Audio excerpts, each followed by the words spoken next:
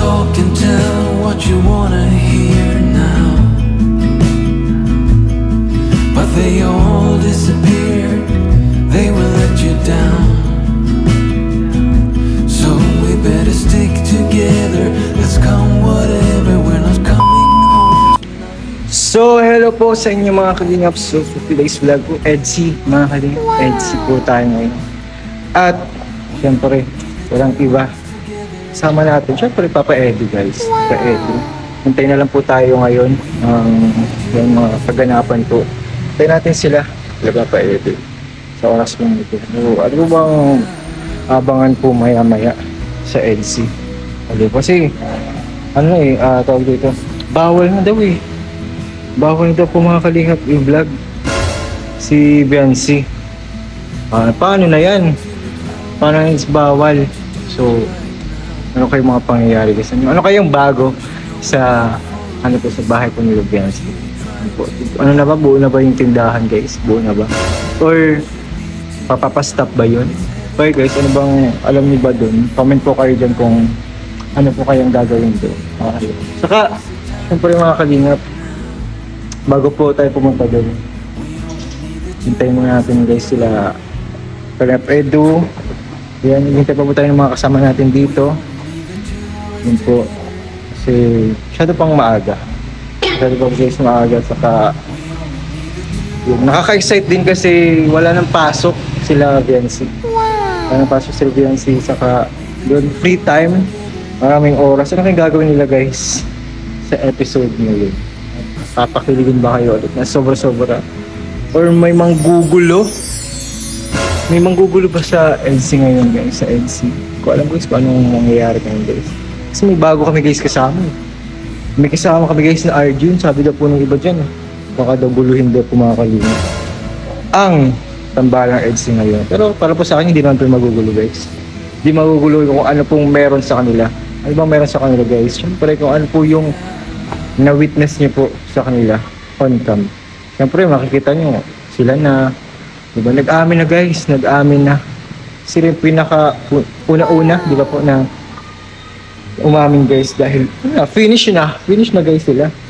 Finish na, pero ano kaya maganda abangan nyo?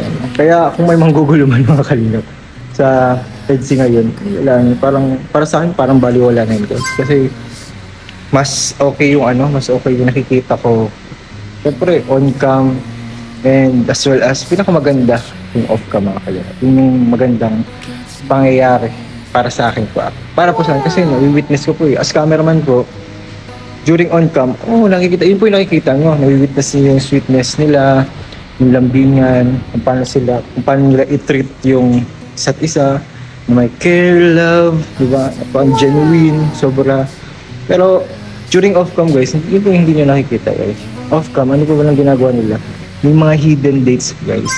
Minsan nga po nakakasama namin yan, ang Kakay, ang Edsy guys. Pero walang vlog, yun po yung maganda po kasi dun. Napunta po kami sa mga lugar kung saan. Kami lang apat. Walang apat guys kasi nga, diba? Kung alam niyo naman po, nagpa-Hong Kong kami. Yung simula na nagkakilala masyado at naging close si Kakay tapos si Biancy. Kasi sila yung palagi magkasama during that time sila.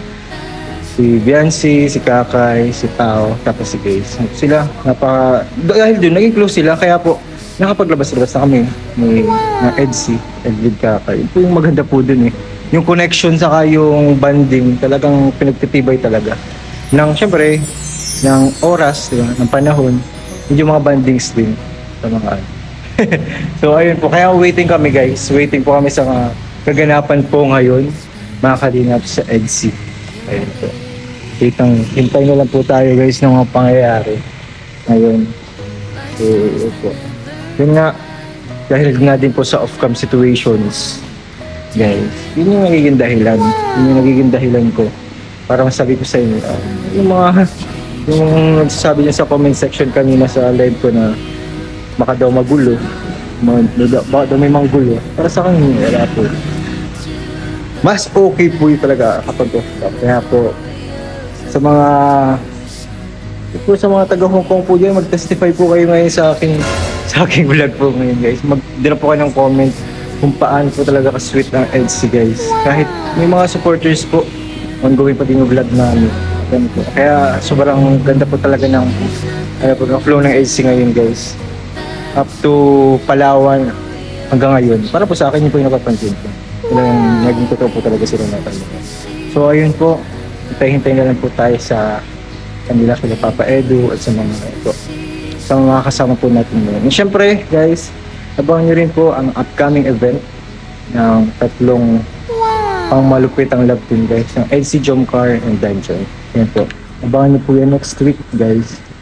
Isa lang daw cameraman po. So, sabi daw po ako na raw daw po ang sasama guys. Siyempre, kailangan po ng editor. Kaya yan. Kasama po yun. Sed yan. Sed din. And kunin ko po konti lang po. Yung top 3 love teams, ambassador, ambassadress. Sila Kalinga Prab, Ate Jack, sila Tabay, Ate Nelia, yan. Sed, Kakay, yan. Sed to si Kakay naman yung laging magkasama kapag nag-edit. So ayun, tapos ako, sa field, sabihin, ka-cameraman po tayo mga Kalinga sa 7 po nyo. So yun, grabe, abangan po kayo dyan. And syempre, marami tayong vlog dyan. Marami pong vlog tayo dyan. Abangan nyo po dyan, syempre, pinakamamahal nyo po, EDC, Jomcar, and Denver. Kaya po, abangan nyo po mga Kalingap yun. So, ayun po, yun po yung update po ngayon. And waiting na lang po tayo sa mga characters na ngayon mga Kalingap. Ayun. Bro, excited ka na? Huh? Excited ka na? Excited na ako. Matulog. Saan? Mamaya. Sa punta ta? Oo. Tulog ka na? Ay. Napapagod ako sa Masama ko kaya. Pero... Ay, sana makapunta na tayo. 42 kasi ngayon guys, 42 hit index. Kaya nanginit. Grabe. Pagod pero mamaya. Hindi na ako guys. Energize. Ma-energize. Kailangan natin ma-energize guys. Malapit man ah. Nahihina ako sa init ah. Ibang init. Malakasin ka naman mamaya. Sumarang parang guys. Kailangan palakasin. Ay ganda. Cinematic guys. Papractice na guys kung anong gagawin kay Latina girl. Hindi na rin kilala Latina girl. Yan man. Hindi na kilala. Ano yung code? Kilala kasi hindi. Oo. So, inisyo na ito kay Latina girl. Yung Latina girl ganyan pupunta ngayon guys. So tara na. Ito na tayo kay Latina girl. Right now, right here guys. Ibang makikita nyo. Ibang babae guys. Latina yun, Latina. Let's go! So ayun po mga Kalingap. Ayan na. Ito na ang oras kung saan pupunta na po kami sa Taisan mga Kalingap. Ayan na po, nakita nyo po diba? Masyado na pong nanghihina si Kalingap Edu. Kulang na po ng vitamin V. Ay, vitamin Latina girl pala guys. Vitamin Latina girl. Sobrang nanghihina na guys. Sobrang init kasi guys. Mainit po kasi talaga dito sa diet. And syempre nanghihina na kasi namimiss na niya si Latina girl guys. Namimiss na po si Latina girl. Kailangan na po niya makita. Sabik na po makita niya. Pero kung alam nyo lang guys yung nakita nyo naman natin na ano pa lang sila, napunta pa lang sila din sa nagkasama sila sa outing. Magkasama sila sa outing guys. So ayan mga Kalingap, puntahan na po natin sila. Yan na po, papunta na po kami.